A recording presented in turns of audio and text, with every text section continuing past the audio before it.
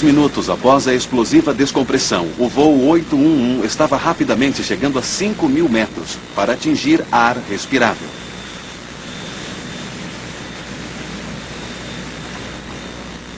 United 811, qual sua posição? United 811, centro, estamos a 15.5. Sabe dizer o que houve? Parece que uma porta estourou. Diga aos comissários para prepararem a evacuação. A tripulação finalmente conseguiu ficar a uma altitude segura, mas agora eles enfrentavam inúmeros problemas. O mais eminente era a desintegração do motor 3, a ponto de explodir.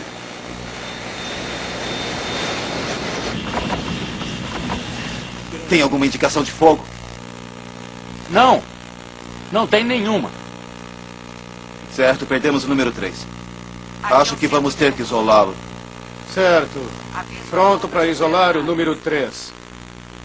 Devido ao mau tempo, mantenha Número 3. os canais de... Antes de isolar o número 3, o gerador pifou. Devido ao mau tempo, Parece tudo bem tentar agora. os canais de número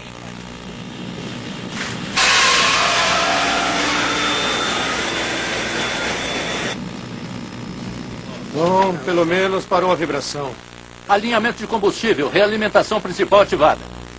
Centro, United 811, precisamos do equipamento de reserva. Notifique a empresa, por favor. Temos um problema de controle. Asa central, válvulas esquerda e direita ligadas e... Solte o combustível. Soltando agora. Uma comissária de bordo havia ficado seriamente ferida pelos destroços. Enquanto Laura Brantlinger a ajudava, toda a gravidade da situação em que se encontravam de repente tornou-se evidente. Enquanto eu a segurava em meus braços, eu olhei para cima e foi a primeira vez que eu vi aquele enorme buraco na lateral do avião. Havia apenas um vazio e havia poltronas faltando e eu imediatamente soube que havíamos perdido passageiros. 5 fileiras de poltronas haviam ido pelos ares devido à descompressão, matando 9 passageiros. Na cabine de voo, a tripulação estava levando o avião avariado de volta a Honolulu, mas com 128 quilômetros pela frente, a situação ficava ainda pior. Temos um problema enorme de controle. Está travando o leme de direção. Está descarregando rápido? Estou descarregando tudo. Problemas com o motor 4? Sim. Destroços da explosão danificaram também o motor 4. Se ele falhasse completamente, as implicações seriam graves.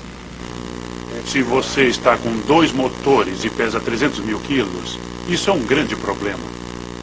Isso porque, com esse peso, 2 motores não vão mantê-lo no ar. Você vai direto para baixo. Consegue manter 240? Dificilmente. Estamos perdendo altitude. Eu sei. Centro, United 811, estão comigo? Sim, senhor, eu o tenho no radar. Certo, perdemos o motor 3 e não temos força total no motor 4. Não podemos manter a altitude. Estamos soltando o combustível. 811, entendido. Vou lhe dar agora 100 quilômetros ao sul de Honolulu. Entendido. Ainda não falei com ninguém, não consegui ir até lá. Quer que eu vá dar uma olhada? Veja o que está acontecendo lá embaixo. Acho que perdemos um compressor e foi isso que... Não consegue. Não consegue aguentar a altitude. Estou tentando. Tem algum problema aqui. Preciso diminuir a força dessa coisa. Sem problema, capitão. Embora houvesse falha no motor 4, os pilotos continuaram com os motores restantes com força total, o que não deveriam fazer por mais de 2 minutos. A ilha mais próxima estava ainda a 15 minutos.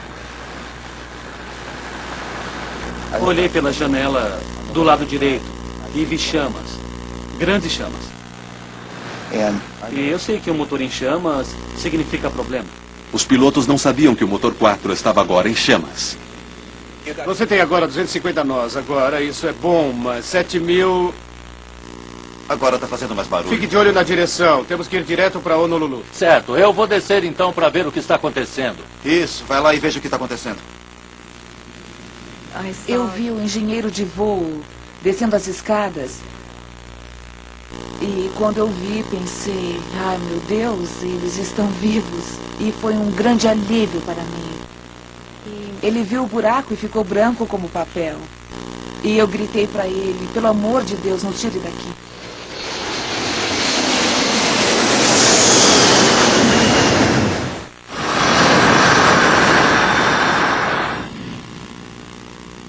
Temos um incêndio lá fora. O fogo é no número 4. O procedimento é desligar o motor. Não vamos conseguir manter essa altitude com 2.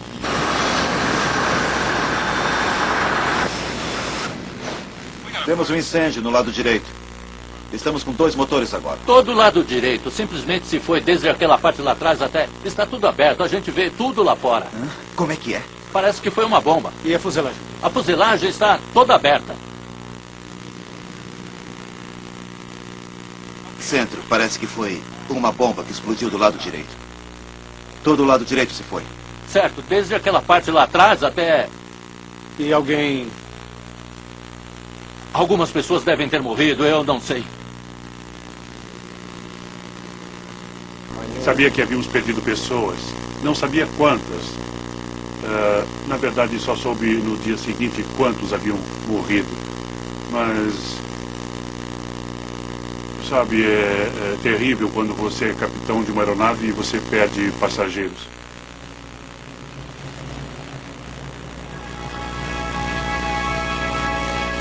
Lee Campbell voltava para casa na Nova Zelândia e estava sentado na poltrona 108, logo de frente da porta do compartimento de carga.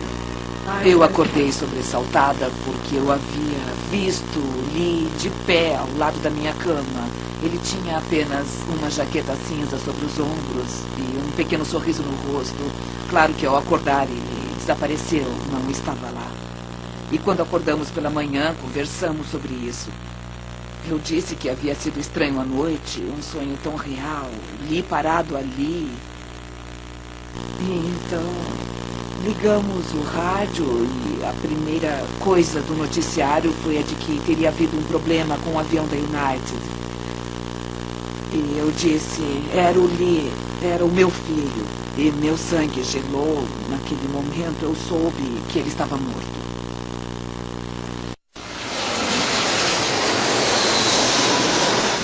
Central, está ouvindo? Nós evidentemente tivemos uma bomba a bordo, alguma coisa assim. Perdemos uma grande parte do lado direito do avião. Entendido. Eu não iria mais rápido do que o necessário devido àquele buraco. Quer dizer, eu não passaria de 250 nós devido àquele grande... Certo. Qual é a velocidade? Abaixo de 240. Isso. Não sei se vamos conseguir. Não sabíamos que iríamos reverter aquilo. Por isso estávamos nos preparando para forçar uma aterrissagem daquele avião à noite. No Oceano Pacífico, coisa que nunca tinha acontecido antes. Os comissários se preparavam para o pior. Meu treinamento me veio à mente e eu me levantei da minha poltrona e comecei a instruir a tripulação, pois precisávamos nos preparar, tínhamos de estar prontos para uma aterrissagem forçada, que eu achava ser inevitável. Estávamos vestindo os coletes salva-vidas e me lembro de ter pensado, eu não sei se isso vai adiantar, porque quando atingirmos a água, sabe, eu imaginava o avião se arrebentando em pedaços. Se nos chocássemos contra a água, seria o mesmo que nos chocarmos contra o solo, e haveria muito poucos sobreviventes, se é que haveria algum.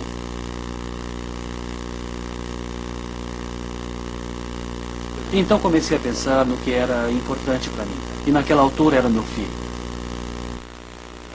Acreditando que iriam morrer, um passageiro tirou essas fotos na esperança de que fossem encontradas nos destroços e que fornecessem pistas sobre a causa do acidente.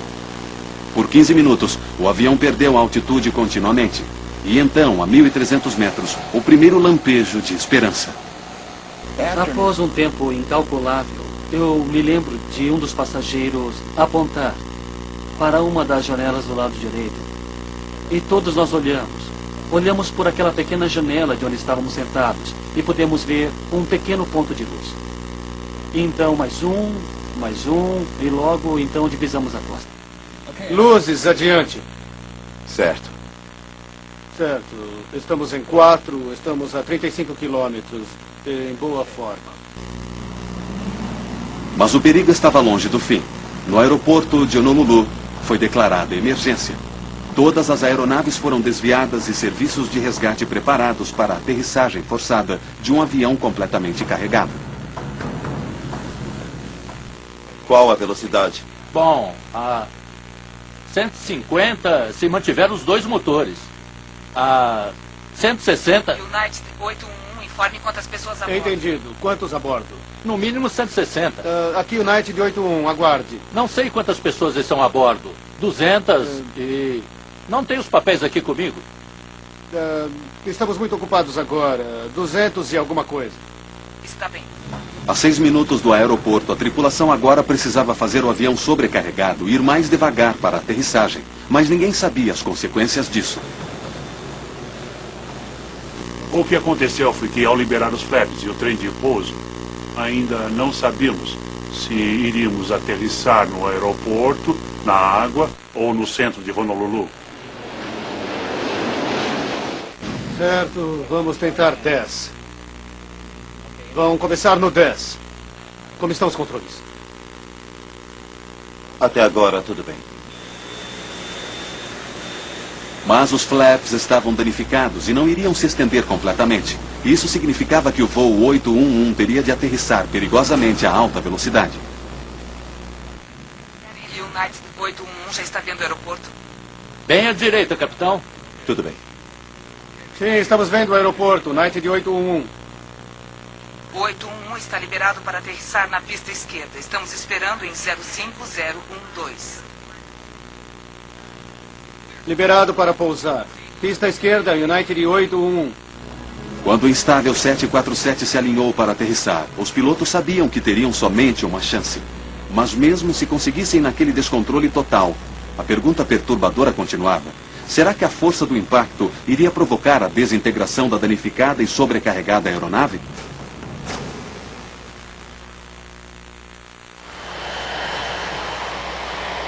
Gravemente danificada, com uma estrutura de ar instável e perdendo altitude com apenas 2 motores, o voo 811 começava sua aproximação do aeroporto de Honolulu.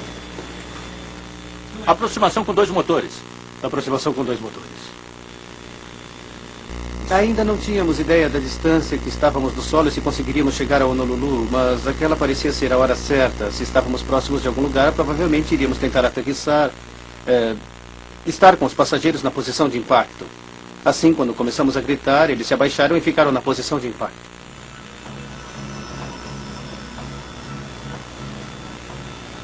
Cada molécula do meu corpo chegava a implorar: coloquem esse maldito avião no solo. Como é que estamos com a hidráulica? Hidráulica está boa. Temos freio? Hidráulicos normais. Então temos freios, mas vamos ter apenas que reverter o 1 e o 2. Então eu achei que talvez houvesse uma chance de que fôssemos mesmo tentar aterrissar e um pensamento veio à minha mente. O que acontecerá agora no impacto? Explodimos? Caímos todos por esse enorme buraco? Apesar de soltar combustível, o avião ainda estava criticamente pesado. Mas com os flaps não totalmente abertos para mantê-lo no ar, ele precisava se aproximar rapidamente. Descendo a 300.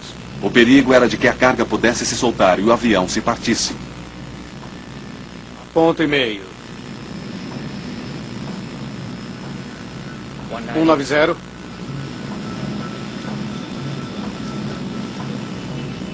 185.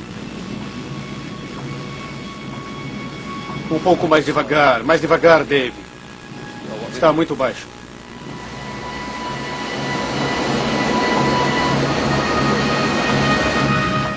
Chegando na pista de pouso. Tudo bem. Vamos tentar as rodas. Ninguém sabia se a explosão havia danificado o mecanismo de aterrissagem. Me lembro de Laura dizendo não ter ouvido o trem de aterrissagem baixando. E fazia barulho, ainda estava alto, e não ouvi o trem de pouso baixar. E então pensei que talvez não pudessem baixá-lo, talvez não conseguissem. Trem de pouso baixado. Estamos prontos para aterrissar e está tudo sob controle pelo que sabemos.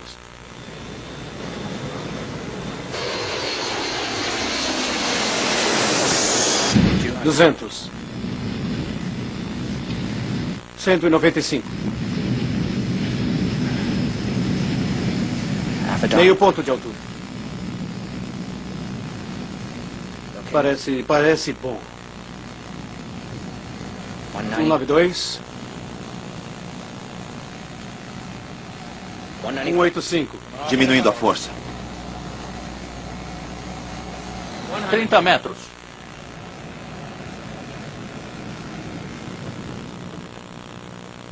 15 metros.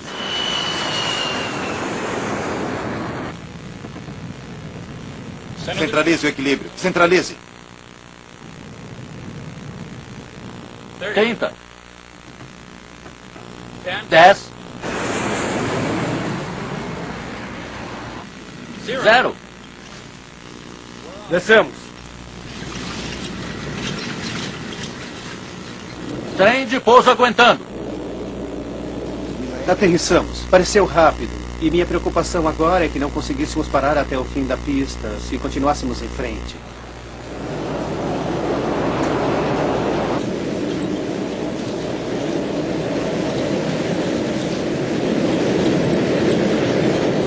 E de repente começamos a ir mais devagar, parando. E eu disse, meu Deus, aterrissamos. Estamos em terra. E as pessoas começaram a aplaudir.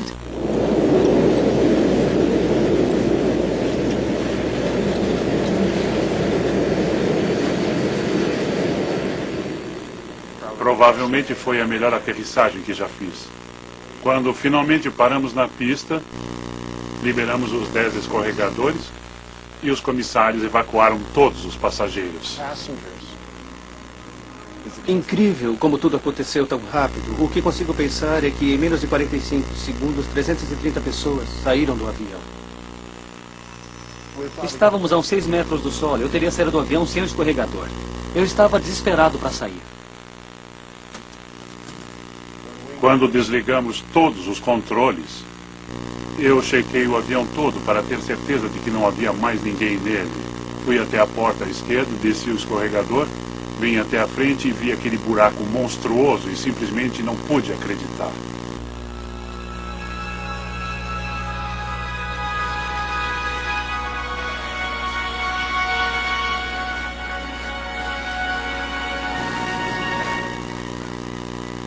Nós conseguimos pela graça de Deus e foi uma experiência terrível. Espero nunca mais passar por isso. Mas foi uma loucura, um delírio e assustador o tempo todo.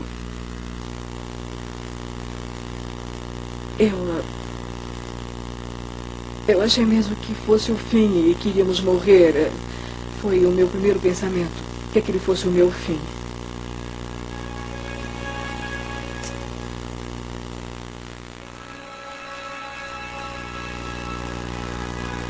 Mas para as famílias das 9 pessoas mortas, a provação estava apenas começando. O filho de Kevin e Susan Campbell, Lee, estava voltando para casa. Por volta das 3 da tarde, eu acho que eles disseram que não havia nenhum neozelandês envolvido, mas nós sabíamos que era ele.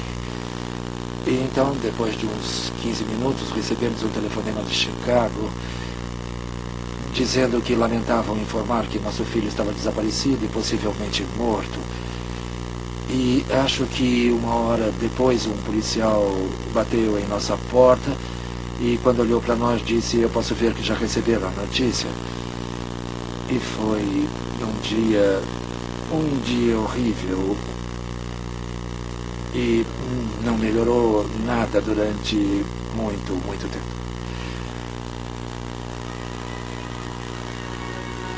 Embora o corpo de Lee não tenha sido encontrado, os Campbell voaram imediatamente para ver o avião danificado em Honolulu. O que se sente no início é querer estar o mais próximo possível do local em que o seu parente morreu. E esse lugar era o avião, por isso tínhamos de ir imediatamente ver aquele avião. Os danos internos eram horríveis, uma desordem total. E o buraco na lateral do avião era muito maior do que eu imaginara, mesmo tendo visto o noticiário na televisão. E foi tão triste entrar e ver onde ficava a poltrona de Lee. As pernas da poltrona ainda estavam lá. Havia uma boa parte de fuselagem ao seu lado. E ainda uma janela. Mas o desejo dos Campbell de descobrir a causa da morte de Lee os levou inevitavelmente a ficar frente a frente com detalhes atrozes. Eles nos levaram também até o Instituto Médico Legal, porque haviam encontrado parte de corpos e esse tipo de coisa. Eles, na verdade, não nos mostraram essas partes, mas nos mostraram pedaços e partes que haviam sido recolhidos dos motores e vimos o relatório médico sobre o que tinha sido recuperado. Então, teríamos preferido que fosse mesmo Lee que tivesse passado pelo motor, porque teria sido uma morte instantânea, pois do contrário teria sido uma queda de 4 minutos até o oceano e as pessoas poderiam estar vivas quando isso aconteceu. E pensar nisso é simplesmente terrível. Como ficou claro que o corpo de seu filho nunca seria encontrado, a necessidade dos Campbell de descobrir a causa do acidente se tornou ainda maior. Lee não pode ter morrido por nada. Era preciso descobrir por que ele morreu e ter certeza de que aquilo nunca mais aconteceria. Os Campbell se lançaram em uma investigação pessoal e incansável que duraria quase 2 anos. Entretanto, a perda de seu filho significava que eles não iriam parar diante de nada até descobrir a verdade. Sobre os motores 3 e 4... 2 meses após o acidente com o voo 811, quando o Conselho de Segurança Nacional de Transportes realizou audiências preliminares, os Campbell estavam lá. Mas logo ficaram frustrados. A NTSB levaria meses para completar seu relatório, e assim os Campbell resolveram cuidar do caso eles mesmos. Certamente não deixaríamos que a NTSB aparecesse com as conclusões, nós iríamos acompanhar tudo. E quando a audiência acabou, eles disseram que poderíamos levar o que quiséssemos da mesa onde estavam os documentos. E então Susan foi até a mesa e disse: há algumas coisas muito boas aqui. E então pegou uma caixa e a encheu com todos os documentos que encontramos. Kevin é a pessoa mais honesta que eu conheço. E ali estava ele pegando algo que não nos foi dito especificamente que pegássemos. Estávamos caminhando até a porta quando eles chegaram com um carrinho para pegar todos os documentos. Passamos então pela porta, pegamos um táxi e fomos embora.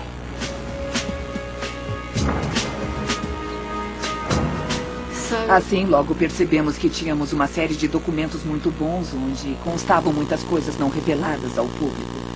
E pudemos, de fato, iniciar seriamente nossa investigação a partir dali. Os documentos não publicados revelaram uma alarmante lista de problemas com a porta da frente do compartimento de carga, desde o seu projeto inicial. Em vez de uma porta tamponada que fica comprimida em sua estrutura quando o avião se pressuriza, a Boeing optou por uma porta com abertura para fora. Isso permitia mais espaço para a carga, mas não era um sistema de segurança integrado. Assim, a Boeing construiu o que acreditava fosse um mecanismo de trava à porta de acidentes. O que eles fazem é construírem um sistema múltiplo que lhes garanta que a porta esteja adequadamente travada e que não se abra. E você constrói isso de tal forma que é extremamente improvável que a porta venha a se abrir. E o que então deu errado no voo 811? Os Campbell logo descobriram que o problema estava no projeto do mecanismo de trava. Para fechar a porta do compartimento de carga do 747, motores elétricos giravam travas em forma de C, ao redor de pinos na estrutura da porta. Então, uma alça movia os braços em forma de L, conhecidos como setores de trava, sobre as travas em C, para evitar que elas se abrissem.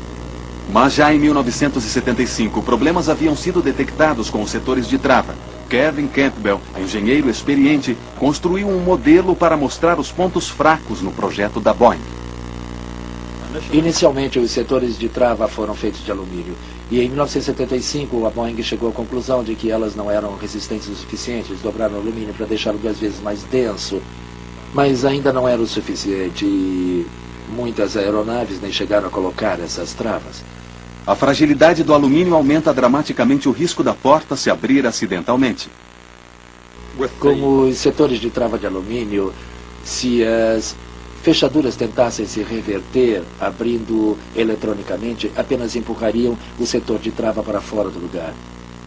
Simplesmente não era o trabalho para o qual fora projetada. Por 20 anos antes da catástrofe do 811, Aviões 747 haviam voado com essa fragilidade crucial.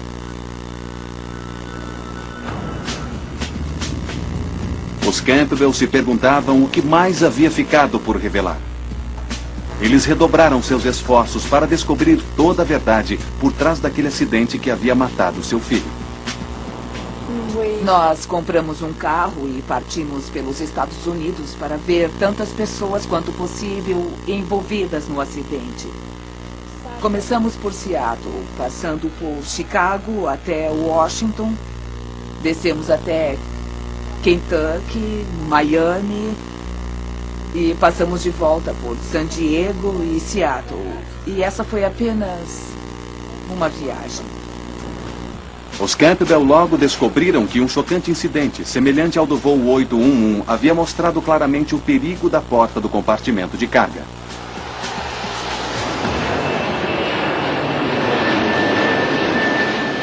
Em 1987, 2 anos antes do voo 811, o voo 747 da Panam acabara de levantar voo de Heathrow quando não conseguiu a pressurização a 7.000 metros. Os pilotos tiveram de voltar. Quando voltaram a Heathrow, descobriram que a porta estava aberta a quase 4 centímetros na parte inferior e todas as travas estavam abertas.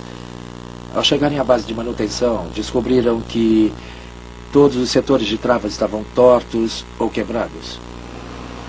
Por que teriam as travas em C virado e entortado os setores de travas? A Boeing alegou que a tripulação em terra devia ter manuseado erradamente o mecanismo.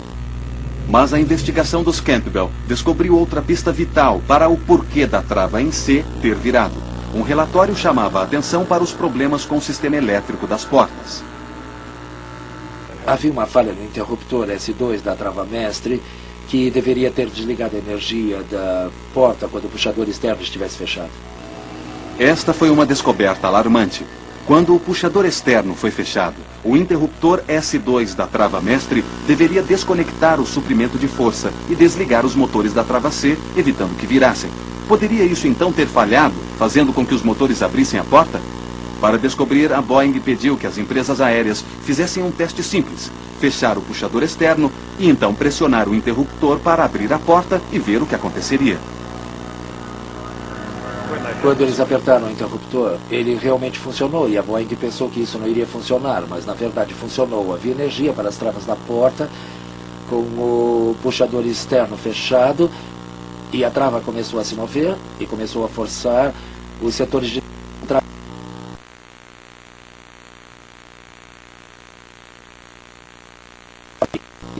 Então a Boeing interrompeu os testes. Mas isso significava que naqueles aviões o interruptor S2 havia falhado, o que é uma falha silenciosa. E todos aqueles aviões poderiam ter o mesmo problema do 811 e eles estavam esperando apenas que um curto-circuito abrisse as portas. Os Campbell estavam agora convencidos de que o acidente a bordo do voo 811 havia começado com uma falha no interruptor S2. A energia continua nos motores da trava em C. Era preciso apenas um curto-circuito na fiação de 20 anos de idade que se mostrara desgastada em outros aviões para acionar os motores. Os setores de travas de alumínio eram fracos demais para evitar que as travas se virassem e a porta do compartimento de carga se abrissem. Após um ano de investigações, a NTSB tinha uma versão diferente dos acontecimentos. Os Campbell tiveram um choque.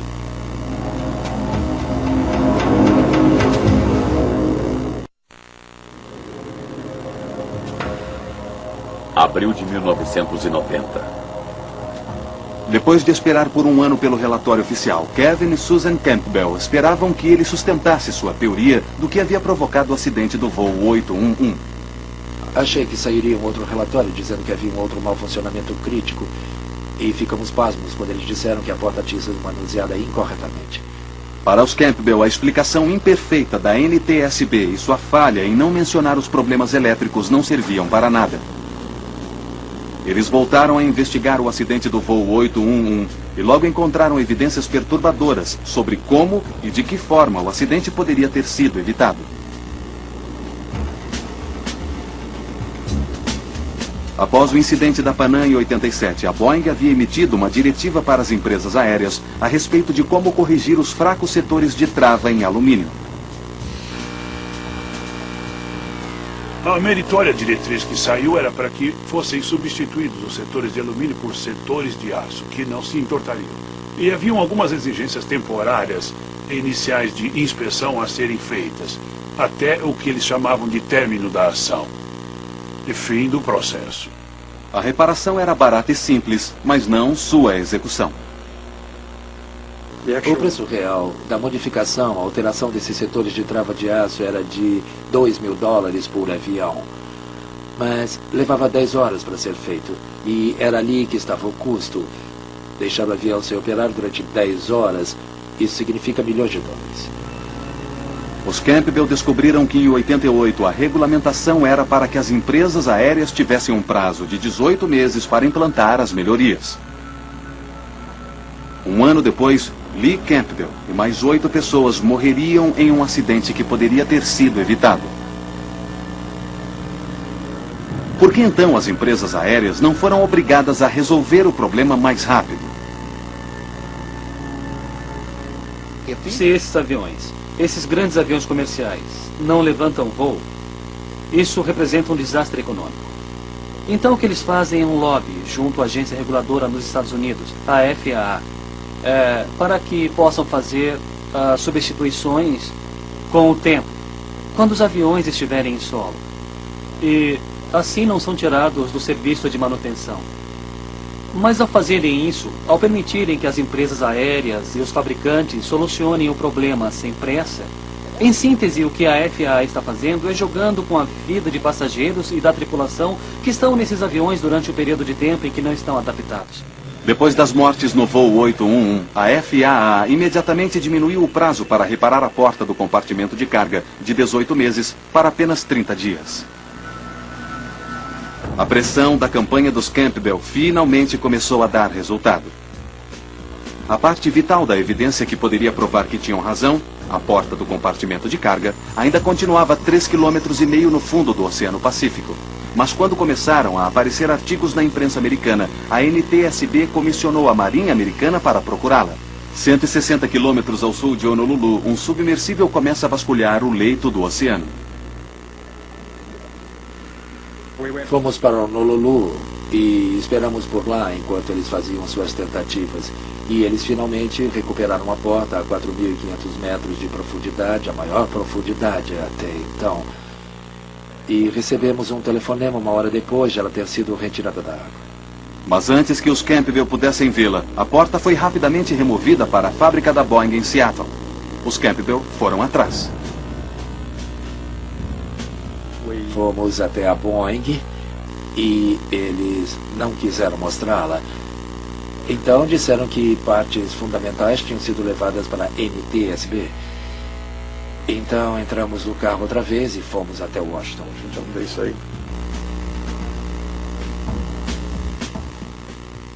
Chegamos ao escritório de Ron Shalidi. E Ron olhou para o seu relógio e disse: eu posso lhes dar 5 minutos. E aí, 3 horas depois, nós tínhamos em mãos as partes que eles haviam recuperado. E eles reconheceram que estávamos certos, tratava-se de um mau funcionamento elétrico.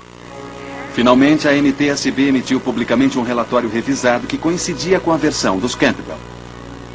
Houve uma falha negligente no interruptor ou na fiação, que por si só provocou a abertura da porta. É bom quando outras pessoas sabem que você está certo e ficam do seu lado o tempo todo, e quando o apoio que elas lhe deram foi justificado. Os Campbell gastaram milhares de dólares de seu próprio bolso em sua campanha. Nunca se interessaram por qualquer acordo financeiro pela morte de Lee, mas eles convenceram a United e a Boeing a manter uma bolsa universitária em nome dele. Eu não poderia viver tranquilamente se não tivéssemos feito nós mesmos a investigação. Foi uma coisa que nós dois achávamos que tínhamos de fazer, nem chegamos a discutir isso. Apenas sabíamos que era o que devíamos fazer. Mas apesar de campanhas longas e públicas como as dos Campbell, críticos temem que a indústria de aviação não tenha aprendido a lição com o voo 811. As agências reguladoras possuem uma dupla tarefa. Uma é encorajar a aviação E a outra é a segurança da aviação. E quando se tem uma situação onde a parte financeira confronta com a segurança no ar, eles costumam pender para o lado econômico e não para a segurança. Sérios acidentes provocados por defeitos conhecidos continuam a ocorrer. Nos anos 90, problemas conhecidos em sistemas de refrigeração em aeronaves levaram a desastres. Pelo menos 3 aviões sofreram incêndios fatais devido a perigos conhecidos provocados por materiais de isolamento inflamáveis. Em 98, um 747 totalmente carregado explodiu sobre o Atlântico quando defeitos conhecidos na antiga fiação acabaram provocando incêndio nos tanques de combustível devido a riscos já conhecidos. Inevitavelmente, os especialistas são céticos quando se trata da possibilidade da indústria da aviação conseguir equacionar lucro e prevenção. E o que a indústria diz? Substituir todas as fiações deixaria todos os aviões parados. Isso seria muito dispendioso. Assim, um avião a cada 10 anos, um avião a cada 5 anos, 200 ou 300 pessoas. É o custo do negócio. O custo do negócio. E esta é uma grande análise econômica. A menos que sua mãe ou seu filho estejam a bordo de um desses aviões que acaba pagando o preço da preocupação econômica deles.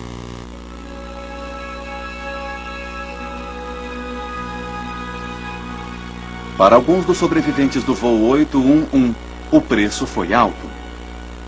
Cada membro da tripulação lidou com isso de forma diferente. Sei que ainda há 2 membros da tripulação que nunca mais puseram os pés em um avião. Foi muito difícil para mim. Fui diagnosticada com um grave estresse pós-traumático.